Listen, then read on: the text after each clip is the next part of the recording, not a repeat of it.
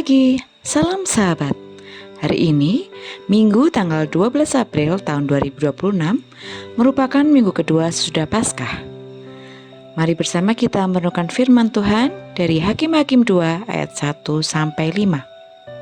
Hakim-Hakim pasal 2 ayat 1 sampai 5. Demikianlah firman Tuhan. Lalu malaikat Tuhan pergi dari Gilgal ke Bohim dan berfirman, "Telah kutuntun kamu keluar dari Mesir dan kubawa ke negeri yang kujanjikan dengan bersumpah kepada nenek moyangmu, dan aku telah berfirman, aku tidak akan membatalkan perjanjianku dengan kamu untuk selama-lamanya. Tetapi janganlah kamu mengikat perjanjian dengan penduduk negeri ini, mezbah mereka haruslah kamu robohkan. Tetapi kamu tidak mendengarkan firman-Ku. Mengapa kamu perbuat demikian? Lagi aku telah berfirman, aku tidak akan menghalau orang-orang itu dari depanmu, tetapi mereka akan menjadi musuhmu dan segala allah mereka akan menjadi jerat bagimu." Setelah malaikat Tuhan mengucapkan firman itu kepada seluruh Israel, menangislah bangsa itu dengan keras. Maka tempat itu dinamai Bohim. Lalu mereka mempersembahkan korban di sana kepada Tuhan. Hukuman atas ketidaktaatan massal. Kadang kita tidak takut melakukan apa yang salah jika kita melihat kebanyakan orang juga melakukannya. Barangkali hal ini terjadi karena kita berpikir jika dosa ini dilakukan secara massal, kita dapat maklumi dan tidak akan dihukum. Malaikat Tuhan berfirman bahwa Ia telah menuntun umat keluar dari Mesir dan tidak akan membatalkan perjanjiannya dengan umat untuk selamanya. Ayat yang pertama. Dalam perjanjian ini ada tuntunan, yaitu umat tidak boleh mengikat perjanjian dengan penduduk dan umat harus merobohkan mezbah mereka. Tetapi ternyata umat tidak taat. Ayat yang kedua. Sebagai hukuman, Ia tidak akan menghalau orang-orang Kanaan sehingga mereka menjadi musuh dan ilah-ilah mereka menjadi jerat bagi umat. Ayat yang ketiga. Menangislah umat sehingga tempat itu dinamai Bohim yang artinya meratap. Di ayat 4-5. Kata malaikat dalam bahasa Ibrani berarti utusan.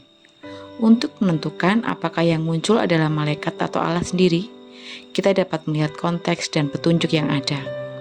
Dari huruf M besar, malaikat, seperti dalam nas hari ini yang hadir dan berfirman adalah Allah. Dicatat pada pasal pertama bahwa sejumlah suku tidak menghalau orang Kanaan di daerah mereka seperti yang telah Allah perintahkan. Ternyata ketidaktaatan ini adalah sesuatu yang dilakukan secara massal oleh seluruh suku.